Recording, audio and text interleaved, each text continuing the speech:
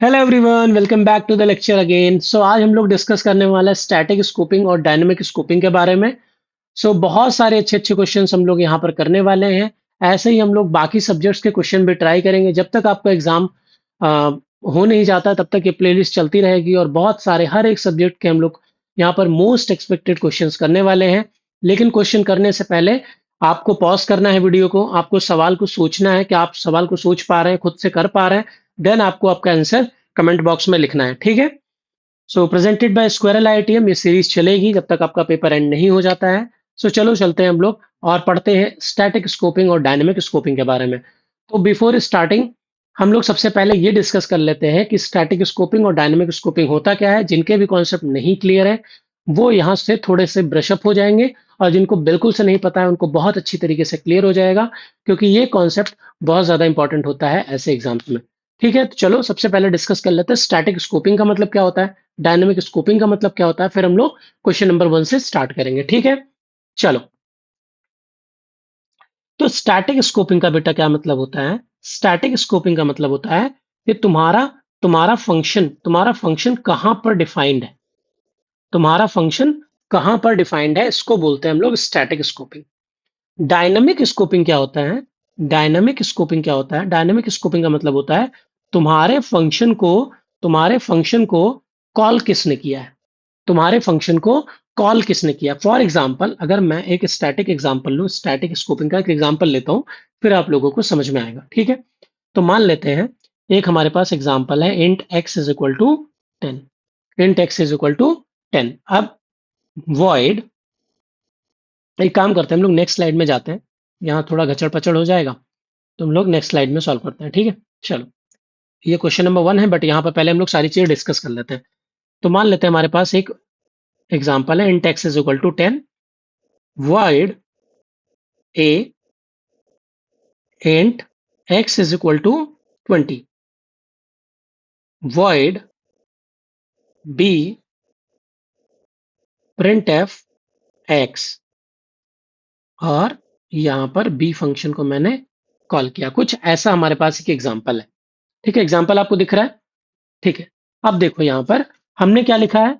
हमने एक फंक्शन लिखा है a फंक्शन, जो कि यहां पर लिखा हुआ है।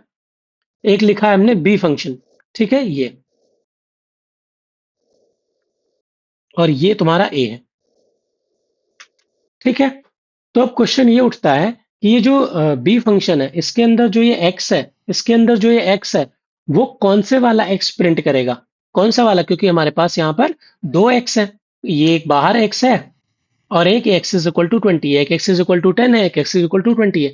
तो कौन सा वाला एक्स यहाँ पर प्रिंट होगा, अगर मैं स्टैटिक स्कोपिंग के कॉन्सेप्ट से चलूं अगर मैं स्टैटिक स्कोपिंग के कॉन्सेप्ट से चलूं तो स्टैटिक स्कोपिंग में मैंने क्या बताया था अभी।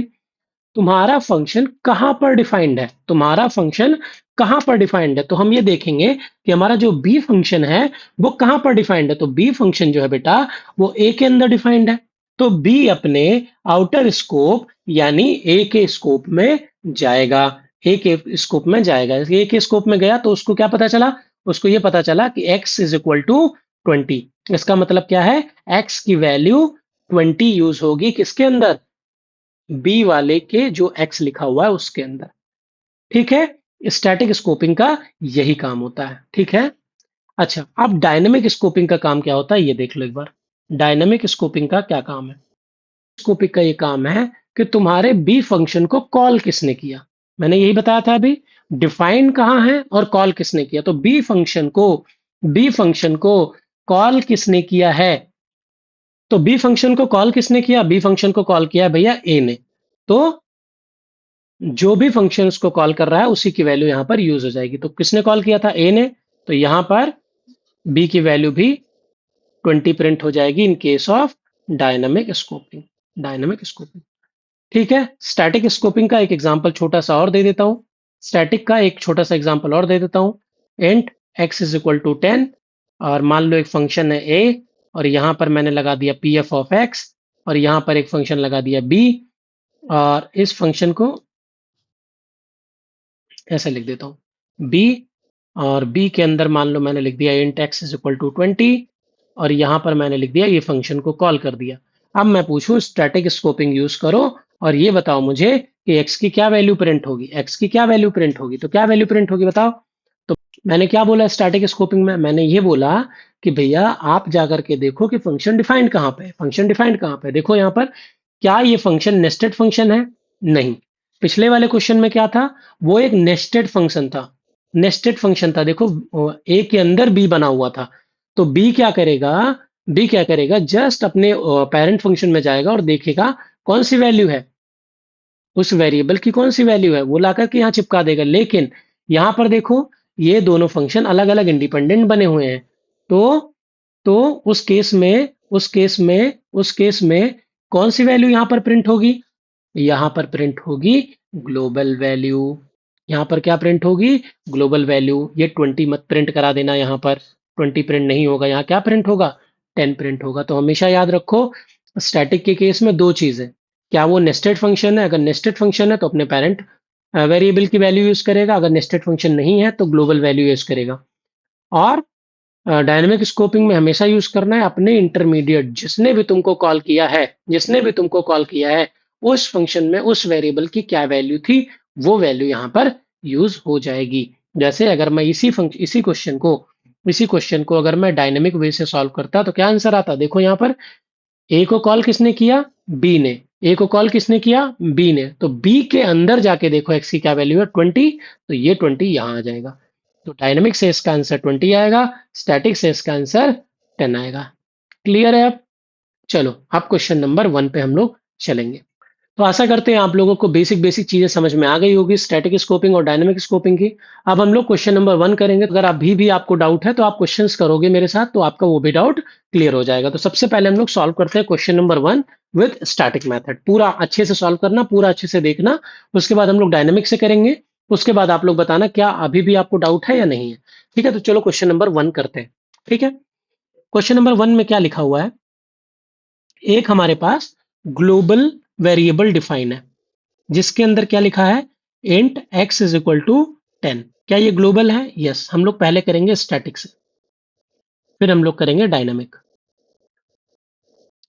चलो, अब हमारे पास तीन फंक्शंस हैं, एक मेन है, एक ए है, एक बी है। तो यहां पर आए तो हमने क्या देखा? Int x is equal to 20। क्या ये लोकल वेरिएबल है? यस। तो हमारे पास यहां पर आ गया एक्स इज इक्वल टू 20, ये लोकली है। फिर हमने क्या कॉल किया? ए को कॉल कर दिया, ए पे आ गए।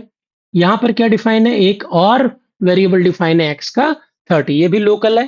तो यहां पर भी एक्स इज इक्वल टू 30।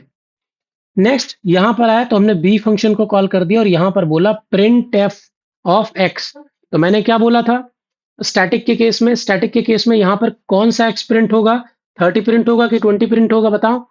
दोनों नहीं प्रिंट होंगे, क्योंकि ये नेस्टेड फंक्शन नहीं है भैया, ये फंक्शन है इंडिपेंडेंट फंक्शन। उस केस में मैंने बोला था कि जब से पहले ये जा करके देखो कि उस फंक्शन के अंदर क्या कोई लोकल एक्स डिफाइन किया गया है, क्या यहाँ पर कोई लोकल एक्स है ऐसा करके int x is equal to 5 ऐसा करके? नहीं है। अगर ऐसा केस में नहीं है और फंक्शन तुम्हारा इंडिपेंडेंट है, उस केस में कौन सी वैल्यू यूज होगी? ग्लोबल वैल्यू यूज होगी। तो ग्लोबल एक्स यहाँ पर प्रिंट हो जाएगा। तो ग्लोबल एक्स क्या प्रिंट होगा?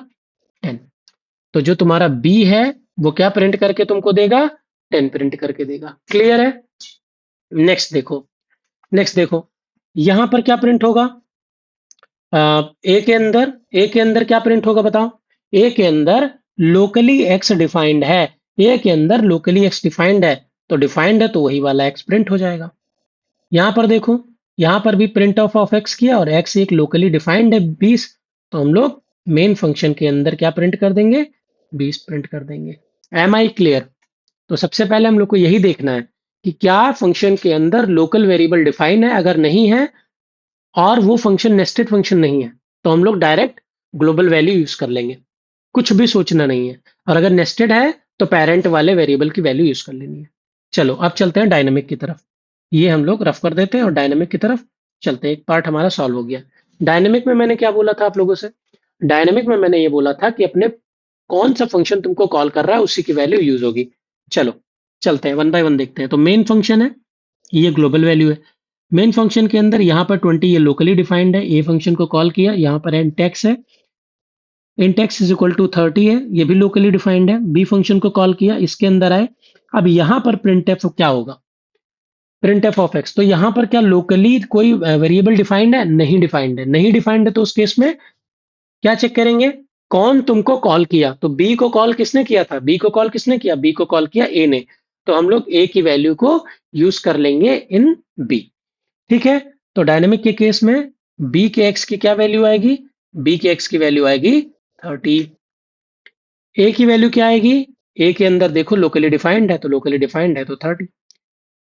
मेन के अंदर क्या वैल्यू आएगी प्रिंट एफ ऑफ एक्स की, वहां भी लोकली डिफाइंड है, तो वहां भी लोकली डिफाइंड है तो वही वैल्यू आएगी। और अगर नहीं डिफाइंड है तो तो अपने पेरेंट वेरिएबल की वैल्यू को यूज करेगा, किसने तुमको कॉल किया उसकी वैल्यू को यूज करेगा। बताओ ये क्लियर है क्या। तो ऑप्शन में आप लोगों को दे देगा कि स्टैटिक स्कोपिंग यूज करके ए बी और मेन की कौन सी वैल्यू आएगी। तो ऑप्शन में दिया रहेगा, चार ऑप्शन में आपको एक टिक करना रहेगा। बताओ क्वेश्चन का लेवल कैसा है और आप लोगों को क्वेश्चन सॉल्व हो रहे हैं क्या, कॉन्सेप्ट समझ में आ रहा है क्या। ठीक है, कोई भी डाउट आता है तो आप लोग कमेंट सेक्शन में पूछ लेना हमसे, या टेलीग्राम ग्रुप में आकर डिस्कस कर सकते हो। ये स्लाइड मैं वैसे भी टेलीग्राम ग्रुप पर डाल दूंगा। टोटल इसमें 15 क्वेश्चन होने वाले हैं, तो वीडियो की लेंथ पे डिपेंड करता है इस वीडियो में हम लोग कितना क्वेश्चन सॉल्व करेंगे। क्वेश्चन को सॉल्व करो और कमेंट बॉक्स में अपना आंसर जरूर देते रहो। ठीक है, चलो नेक्स्ट क्वेश्चन पे चलते हैं।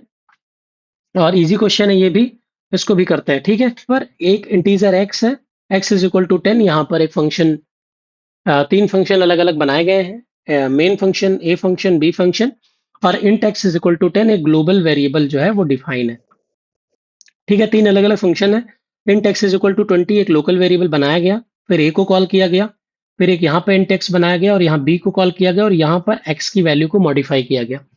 ठीक है, तो अब क्वेश्चन ये है, अगर हम लोग स्टैटिक स्कोपिंग यूज करते हैं तो ये जो एक्स है ये कौन सी वैल्यू को प्रिंट करेगा, बी वाला। ठीक है, तो हमेशा याद रखो, हमेशा याद रखो स्टैटिक स्कोपिंग में नेस्टेड वाले केस नहीं है। अगर तो हम लोग जब भी ये वैल्यू चेंज किया जा रहा है तो ये कौन सी वैल्यू को चेंज कर देगा, जा करके ये चेंज कर देगा वैल्यू, ग्लोबल वैल्यू को चेंज कर देगा। तो ये क्या करेगा, एक्स इज इक्वल टू 40, इसको चेंज करके 40 कर देगा। तो ग्लोबल वेरिएबल चेंज होकर के 10 से क्या हो गया, 40 हो गया। ठीक है, अब हम लोग को प्रिंट करना है, तो तुम लोग को तुमको पता है कि हम लोग क्या करते हैं, क्या यहाँ पे कोई लोकल वेरिएबल डिफाइंड है, नहीं। तो हम लोग कौन सी वैल्यू यूज करेंगे, ग्लोबल वैल्यू। और ग्लोबल वैल्यू अभी क्या हो चुकी है, 40। तो बी का जो एक्स प्रिंट करेगा वो क्या प्रिंट करेगा, 40 प्रिंट कर देगा। ठीक है, ए का, ए में तो डिफाइंड है तो 30 प्रिंट करेगा, और मेन में भी डिफाइंड है तो क्या प्रिंट कर देगा बताओ, मेन में भी डिफाइंड है तो क्या प्रिंट कर देगा, 20 प्रिंट कर देगा। तो इस क्वेश्चन से हमको क्या सीखने को मिला कि अगर हमको वैल्यू चेंज भी करनी है स्टैटिक में तो कहाँ पे चेंज आएगा, कहाँ पे चेंज आएगा, ग्लोबल वेरिएबल चेंज हो जाएगा। नेस्टेड के केस में क्या होगा, नेस्टेड के केस में क्या होगा, पेरेंट वाले की वैल्यू चेंज हो जाएगी। ठीक है, चलो अब डायनेमिक वाले पे चलते हैं। X is equal to 10 global है, main function, A function, B function. यहां पर कौन सी वैल्यू चेंज करेगा ये, स्टैटिक के केस में तो इसने ग्लोबल चेंज किया था, यहां पर किसको चेंज करेगा, यहां पर मैंने क्या बताया था, डायनेमिक के केस में किसने तुमको कॉल किया, किसने तुमको कॉल किया उसकी वैल्यू चेंज हो जाएगी। किसने तुमको कॉल किया उसकी वैल्यू चेंज कर दो। तो यहां पर किसने इसको कॉल किया था, बी को किसने कॉल किया, ए ने। तो अब ए की वैल्यू में जो एक्स है ना वो चेंज होकर के 40 हो जाएगा। क्या हो जाएगा, चेंज करके क्या हो जाएगा बताओ बेटा, 40 हो जाएगा। ठीक है, तो अभी अभी हमारे पास बी के अंदर क्या हो जाएगा, 40 प्रिंट कर देगा। ए भी क्या हो जाएगा, 40, क्योंकि ए को प्रिंट किया गया यहाँ पर 40।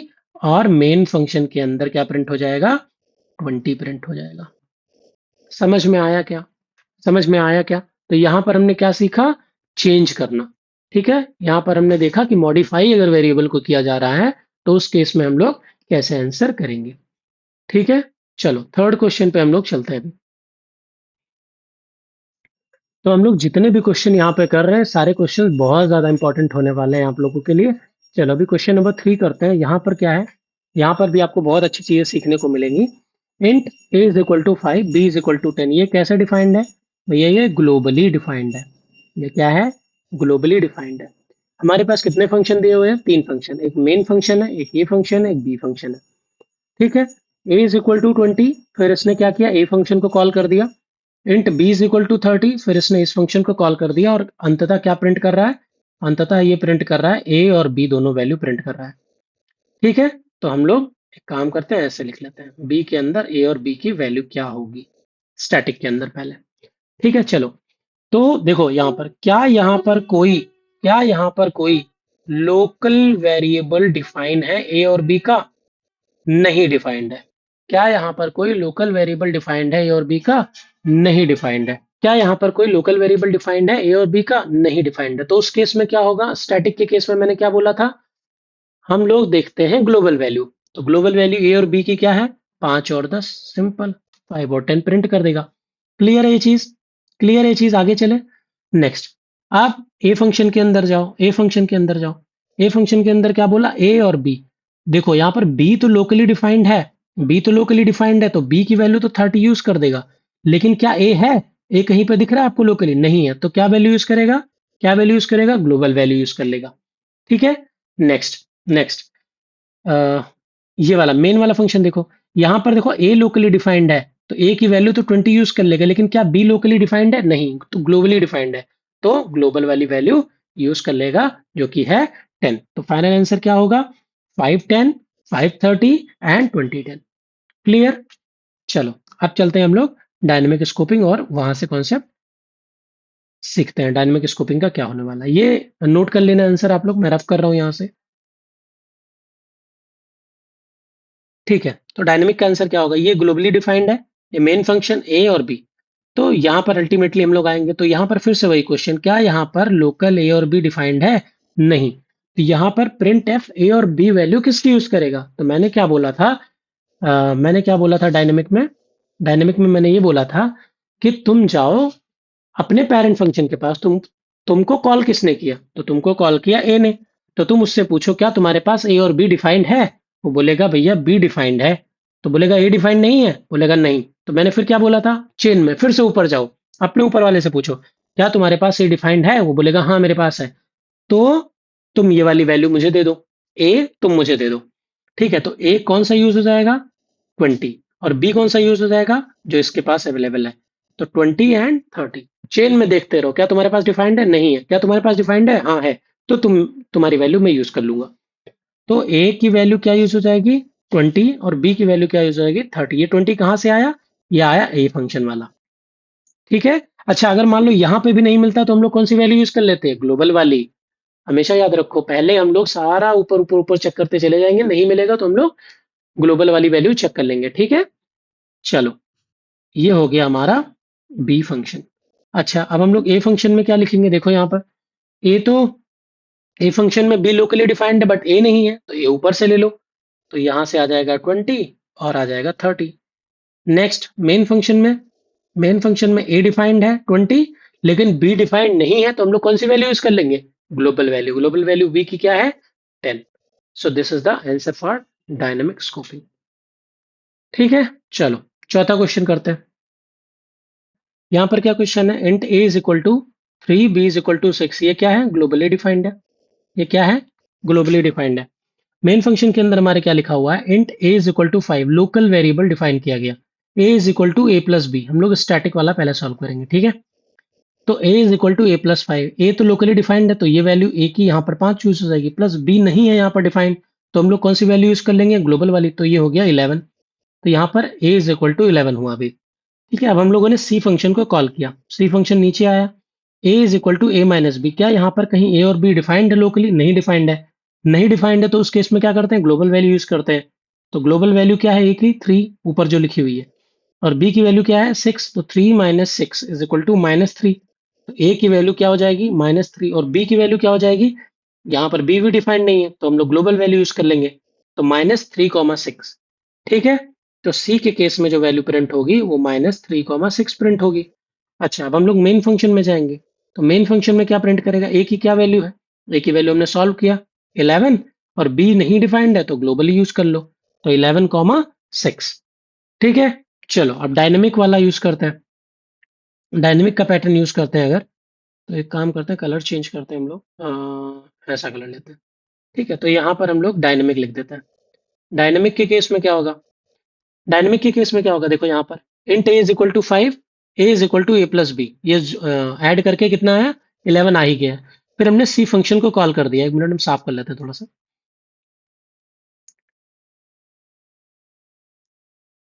ठीक है, इसको ऐड करने पे क्या आ चुका, 11। इसने सी फंक्शन को कॉल कर दिया। तो A is equal to A minus B. मैंने यहाँ पर ए और बी कौन से यूज करने हैं बताओ। क्या ग्लोबल वैल्यू यूज कर सकते हैं, नहीं। ये डायनेमिक है। डायनेमिक बोलेगा मेरे ऊपर वाले पे जाओ, जिसने मुझे कॉल किया है उसके पास देखो ए और बी क्या डिफाइंड है। तो ये बोलेगा क्या ए और बी तुम्हारे पास डिफाइंड है। वो बोलेगा हाँ ए तो है मेरे पास डिफाइंड। तो ए की वैल्यू बताओ। वो बोलेगा ए की वैल्यू है 11। ठीक है, ये ए की वैल्यू है 11। क्या बी डिफाइंड है, वो बोलेगा नहीं बी डिफाइंड नहीं है। तो ग्लोबल वैल्यू यूज कर लो। नहीं डिफाइंड है तो उसके ऊपर जाते हैं, बट इसके ऊपर यहाँ कुछ है नहीं है। तो हम लोगों ने ग्लोबल वैल्यू यूज कर ली 6। तो ये कितना हो गया, 5। तो हाँ, ए की वैल्यू टोटल सॉल्व करके 11 माइनस 6 आई 5। तो यहाँ से ए की वैल्यू हो गई 5। बी डिफाइंड नहीं था तो ये क्या हो गया, 6। तो क्या यहाँ पर सी जो है वो 5,6 देगा। Yes sir. Next, main function पे अगर हम जाते हैं तो क्या प्रिंट करेगा बताओ। मेन फंक्शन पे जाएंगे तो क्या प्रिंट करेगा, ए की वैल्यू है 11 और बी की वैल्यू है 6। ठीक है, ए की वैल्यू है 11 और बी की वैल्यू है 6। Okay, so this is the question number 4। कुछ भी डाउट होता है कमेंट सेक्शन में आप लोग हमसे पूछ सकते हो। ठीक है, चलो this is the last question of this video, question number 5। और इसको सॉल्व करते हैं हम लोग। So A is equal to 1, B is equal to 2, ये ग्लोबली डिफाइंड है हमारे पास। और यहाँ पर तीन अलग अलग फंक्शंस बनाए गए हैं, मेन, ए और बी। ए के अंदर है 10, बी के अंदर है b is equal to 20। And यहाँ पर बी फंक्शन देखने लायक है। इस बार इन्होंने local variable A is equal to 100 define कर दिया। ठीक है, A is equal to 100 define कर दिया है। फिर क्या एक्सप्रेशन कर रहे हैं, A is equal to A plus B. तो देखो यहाँ पर मैंने क्या बोला था, स्टैटिक के केस में हम लोग सबसे पहले स्टैटिक वाला सॉल्व करेंगे। स्टैटिक के केस में क्या होता है, अगर हमारे पास लोकल वेरिएबल डिफाइंड नहीं होता है उस केस में हम लोग क्या यूज करते हैं, ग्लोबल वैल्यू। तो यहाँ पर ए तो लोकली डिफाइंड है इसलिए ए की वैल्यू तो 100 यूज कर लेंगे, प्लस बी लोकली डिफाइंड नहीं है तो हम लोग क्या यूज करेंगे, global value b is equal to 2। तो ये सॉल्व होकर कितना हो गया, 102। तो अगर यहाँ पर हमको ए और बी प्रिंट कराना है स्टैटिक के केस में, बी के केस में, तो यहाँ प्रिंट होगा 102। और बी की वैल्यू क्या होगी, बी की वैल्यू होगी 2। Am I clear. ठीक है सर। अब हम लोग जाते हैं ए फंक्शन की तरफ। ए फंक्शन में क्या हुआ होगा, ए फंक्शन में हम लोगों को ए और बी प्रिंट कराना है। तो क्या बी हमारे पास डिफाइंड है, यस। बी क्या है, 20। लेकिन क्या ए डिफाइंड है, नहीं। तो ए क्या यूज करेंगे, ग्लोबल वाला। तो 1,20। मेन के केस में क्या होगा, मेन के केस में क्या होगा, मेन के केस में देखो ए डिफाइंड है तो ए तो आ जाएगा 10। क्या बी डिफाइंड है, नहीं। तो बी क्या प्रिंट हो जाएगा, 2। क्लियर है ये चीज, क्लियर है ये चीज। चलो आप चेक करते हैं डायनेमिक वाला केस। डायनेमिक वाले केस में क्या आंसर आएगा। चलो डायनेमिक वाला केस देखो। डायनेमिक वाले केस में क्या है, मेन फंक्शन है हमारे पास, एक मेन फंक्शन यहाँ पर ए और बी। डायनेमिक में क्या होता है, अपने अपने पेरेंट्स से पूछो, जिसने भी तुमको कॉल किया है वहां पर जाकर के चेक करो कि उस वेरिएबल की क्या वैल्यू है। इतना ही नॉलेज है हमारे पास। ठीक है, तो मेन से ए पे आए, ए से हम बी पे जाएंगे। Int A is equal to 100। A की वैल्यू क्या यूज होगी, ए तो लोकली डिफाइंड है तो 100। बी की वैल्यू क्या, क्या बी की वैल्यू ग्लोबली वाली यूज होगी, नहीं। बी की वैल्यू क्या चेक होगी, किसने तुमको कॉल किया है, किसके कॉल से आए हो तुम, बी। बी कॉल आया है, ए फंक्शन ने कॉल किया उसको। तो बी में जो वैल्यू होगी वो क्या यूज होगी, 20 यूज होगी। क्यों, क्योंकि यहाँ पर बी डिफाइंड है। ठीक है, तो यहाँ पर ये क्या प्रिंट कर देगा, 120। क्या प्रिंट करेगा, 120 कॉमा बी की वैल्यू क्या प्रिंट करेगा, जो भी ऊपर से आई है वो।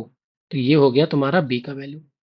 ए के अंदर क्या प्रिंट होगा, देखो यहाँ पर लोकली डिफाइंड है क्या, 20। और क्या ए यहाँ पर डिफाइंड है, नहीं। ए कहाँ से आएगा, ऊपर वाले से। ठीक है, क्यों, क्योंकि ए फंक्शन को कॉल किसने किया है, मेन ने। तो मेन में देखो ए डिफाइंड है तो यहाँ 10 यूज हो जाएगा। नेक्स्ट, मेन फंक्शन में जाकर देखो तो ए तो डिफाइंड है 10, लेकिन क्या बी डिफाइंड है, नहीं। तो कौन सी वैल्यू यूज हो जाएगी, ग्लोबल वाली वैल्यू यूज हो जाएगी। क्लियर है ये चीज। 120 comma 20, 10 comma 20 and 10 comma 2, this is the final answer. ठीक है, तो क्वेश्चंस कैसे लगे आप लोग को, आप लोग कमेंट बॉक्स में बताना। और ये बताना कि क्या क्वेश्चंस आपको समझ में आ रहे हैं। अगर क्वेश्चंस आपको समझ में आ रहे हैं तो आप लोग बाकी क्वेश्चंस भी, ये क्वेश्चंस दोबारा सॉल्व करो, खुद से बैठ करके सॉल्व करो और आंसर को मैच करो। नेक्स्ट क्लास में हम लोग करेंगे इससे रिलेटेड और भी बाकी सारे क्वेश्चंस हैं। ये सारे क्वेश्चंस मैंने आप लोगों के लिए यहाँ पर स्लाइड में लगा के रखे हैं। नेक्स्ट क्लास में हम लोग साथ में सॉल्व करेंगे। So all the very best और अच्छे से प्रिपेयर करो। Thank you so much and आप लोग हमको इंस्टाग्राम पे भी फॉलो कर सकते हो। squirrel.live squirrel.live नाम से आईडी है। यहाँ पर जाकर के आप लोग हमको फॉलो कर सकते हो और भी जॉब नोटिफिकेशंस के लिए। ठीक है। सो मिलते हैं नेक्स्ट वीडियो में। Thank you so much. Stay connected. Bye bye.